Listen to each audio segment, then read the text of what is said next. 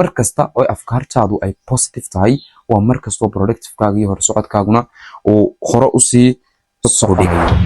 maalinkaadu waa inuu noqdo mid productive ah markasta waqtigaaga markaad maanay jirinaysid ee aad waxyaabo muhiim ah maalinkaas ku qabanaysid waa inay markasta waqtigaagu uu yahay mid productive ah oo wax soo saar sameynaya waa inuu waqtigaadu waa inuu yahay waxaynu nahay noole ijtimaaci ah oo bulshada markasta ku tiirsanay laga yaabaa in dadka qaar mar meelahaas inaad ka maqasho codna uma baahanaysid kaliya baad isku tiirsanaysaa wax kasta kaliya baad qaban kartaa inay dadka qaar meelahaas ku leeyahay kuma raacsanay maxaa yeelay nolosheena oo dhan waxay ku tiirsan tahay bini'aadam hadii aan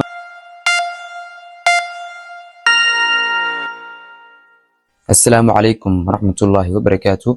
رمضان مبارك channelka aad daawanaysaa wasalgaad media aniguna waxaan ahay Jimcaale Daahir Bile channelka waxaan kaga hadalnaa waxyaabaha ay kamid yihiin general knowledge history-ga kaga hadalnaa waxaan kaga hadalnaa motivation-ka waxaan kaga hadalnaa political analysis-ka waxaan kaga hadalnaa Somali literature and poetry-ga kaga hadalnaa iyo suugaanta iyo arrimahaas waxaan maanta halkaas ku soo qaadan doonaa mowduuc kale iyo muuqaal kamid ah waxyaabaha motivation-ka ah muuqaalkan markaasi waxaan kugula wadaagi doonaa 6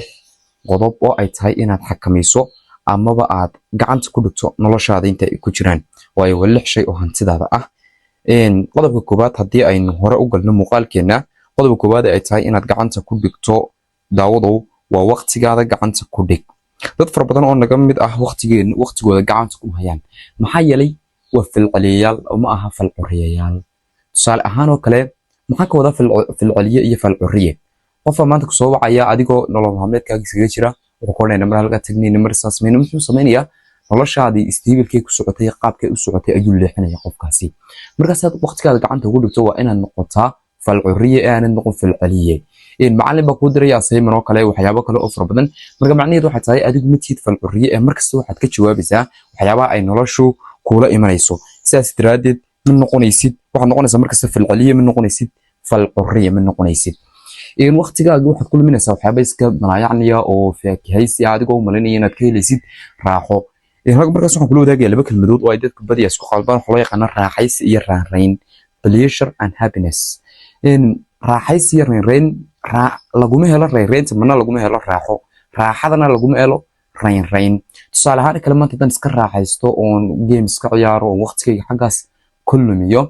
hadhow tole waan ka qoomamay doonaa raanrayn ma heli doono markaas daawado waqtigaada gacanta ku dhig maalinkaadu waa inuu noqdo mid productive ah markasta waqtigaaga markaad maanay jirinaysid ee aad waxyaabo muhiim ah maalinkaas ku qabanaysid waa inay markasta waqtigaagu uu yahay mid productive ah oo wax soo saar sameynaya waa inuu waqtigaadu waa inuu yahay qodobka labaad ee ay tahay inaad maamushid isla markaas inaad xakamaysid waa maamul fikradahaada iyo afkaarahaaga afkaartaadu afkaaray maxaa tahay hadaba afkaartaadu waxa wax kasta oo ku jira niyadaada wax kasta oo aad sameynaysid ama ficil kasta ku dhaqaaqaysid waxa kasoo burqanayaan ama ay ka imanayaan waa fikradaada unba ficilkaagana go'aaminaysa hadaba sida loo kobciyaa afkaartaada afkaarta waxa lagu qoraya waxyaabo fara badan oo dhan ay kamid yihiin akhriska inaad wax badan akhridid inaad wax fara badan baratid inaad cibaadada iska saxdid oo kale markasta oo afkaartaadu ay positive tahay waa markasta oo productive-kaaga iyo horsocodkaaguna oo hore u sii soconayo markasta oo afkaartaadu tahay mid taban oo dhinaca xun ku kaxaynaysana waa markasta oo aad ka sii siibanaysid gaariga markasta oo ka sii siibanaysid weey fikrad fiican hadaba waxa ka dhashaa ficil fiican waxaana ka imaada natiijo wanaagsan natiijooyinka maanta aad haysatid hadaa tahay qof faqriya qof si kala ah qof waxyaabo aad ka cabanaysaa noloshaadu badiyaa waxyaabo ka soo bilowday fikradda aad aaminsan tahay dabadeedna aad u bedeshay ficiladii aad sameynaysay dabadeedna waxa ka dhashay halka aad maanta taagan tahay sidaas daraadeed markasta waa inaad iska saxdaa fikradahaada ay noqdaan kuwo togan oo dhinaca wanaagsan markaasi ku sii jiidaya waxyaabo aad aaminsan tahay oo dhan markaas waa inaad biiskooga aad saxdaa qodobka saddexaad maamul oo xakameeya caadooyinkaaga caadooyinka maxay yihiin caadooyinka wax kasta maalin kasta aad sameysid ama aad si daily ugu soo celisid baa loo yaqaanaa caado loo yaqaanaa hadaba halkan waxaa jirta cilmi baaris oo isla markaasna muujinaysa sida caadooyinku u qaabeynayaan noloshaada ayna tahay inaad markasta gacanta ku haysid 95% waxaynu maalin kasta qabanno waa caadooyinkaada waxay aad shalay samaysay uma subaxna soo sameynaysa routiinkan ku noqonaya caadooyinkan ba samaysay laakiin 100% kaliya ayaad maalintaada ka fikirtaa sidaas daraadeed ayay muhiim u tahay inaad caadadaada wanaajido dhinaca wanaagsan u kaxaysid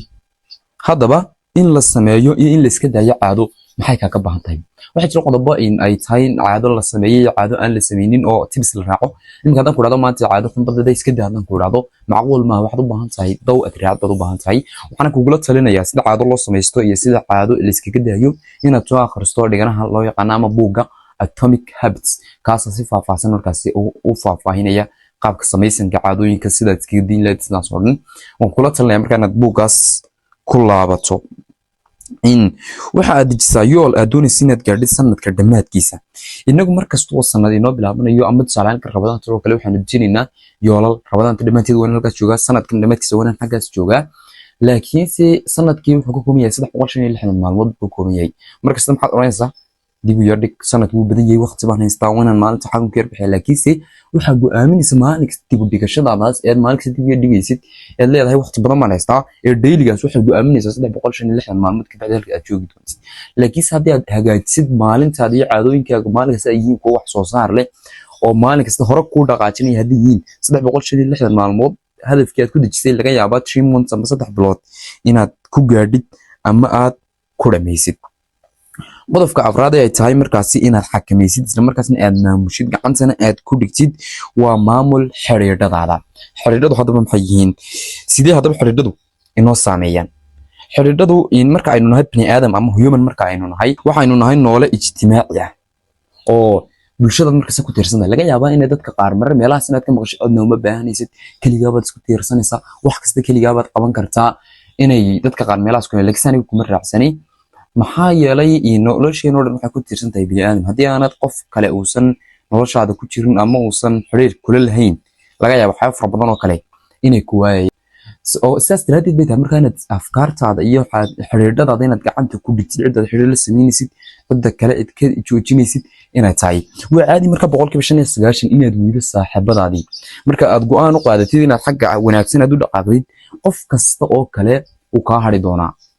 sidoo kale waxaad gacanta ku dhigaysaa shukaansiga iyo haasaawaha iyo waxyaabahaas oo qofka galayo kale inaad markaas waxyaabahaas aad gacanta iskaga dhigtid sidoo kale waxaad iska ilaalisaa waxa loo yaqaan toxic relationship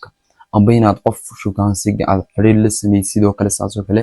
isla markaasna qofkaas uu ku maamulo adiga noloshaada uu ku maamulo adiga in uu qofkan aad waxaan kula wada uusan kula wadinba laga yaabaa qofkiisa oo kula wada hadana wixii uusan ku geynaynin xagga aad u socotid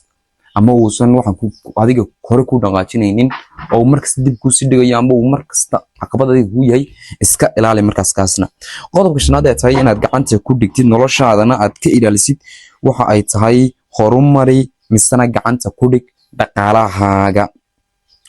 dad maxaa ka wadaa nolosha si aynu wada ognahay wax kasta oo la sameynayo ama talaabo kasta la qaadayo waxa ay ku xidhan yihiin dhaqaalahaaga markasta go'aaminaya halka aad taagnaanaysid waxaad maanta sameynaysid wax kasta oo dhan waxa go'aaminaya dhaqaalahaaga saas daraadeed muhiim u tahay inaad hagaajisid fikradaada dhaqaale oo aad horumarisid garaadkaaga dhaqaalaha aad ka aaminsan tahay markasta waa inaad ku dadaashaa sameynta dhaqaale qofka bini'aadanka ay meelaha ugu hooseeya ee uu gaaro noloshiisa waxa kamid ah inuu waayo basraac oo kale inuu dhaantadii uu ku jubanay telefoonkiisa inuu waayo waxyaabahaas oo dhan marka ka gaashaamatid oo aad dhaqaalahaaga horumarisid fikradaada aad ka aaminsan tahayna aad iska saxdid 10% waa inaad markasta lacagta ku soo gasha maanta haduu ku soo galo $1 hadii ku soo galo waa inaad $0.1 adiguna inaad kaydin kartid 10% dhaqaalaha ku soo galaya waa inaad markasta aad kaydin kartid garaadkaaga dhaqaalna aad horumarin kartid dhaqaaluhu ma aha lacagtan aynu arkin laakiin waa mid kaaga baahan alifbeetadiisa iyo baatajada aad dhaqaalaha inaad baratid isla markaasna markasta fikradaada dhaqaale aad kor u qaadi waa in aad sameysaa ilo badan oo dhaqaale ka sameeyay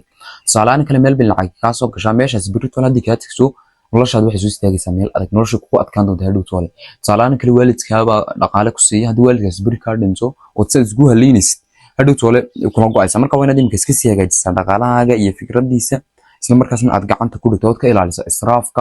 iyo hadal iskaga day wareegtooda waxa doonta iskaga sameeyso aqliyada faqiirnimada aad qaadatid oo markaas aad agirishid aad suuqa aadaysid taas daraadeed waxa ka dhigan tahay inaad hooban doonto marka waa inaad iska ilaalisaa taasna aqliyadaada iska ilaalisaa in qodobka lixaad ay tahay qofka dhalinyarada ahi inuu xakameeyo isla markaasna uu maamulo markaana uu gacanta ku dhigo waa xakameeyo jihada noloshaada iyo yoolkaada cidna yeena ku go'aaminay noloshaada halka aad marinaysid iyo xagga aad u socodsiinaysid cidnayna ku go'aamin laga yaabaa waxaad baranaysid inaad dad kala taliyaan laakiin talama laakiin qof hadduu ku yiraahdo xagga marmaraysa markasta hadduu yoolkaaga ku xadido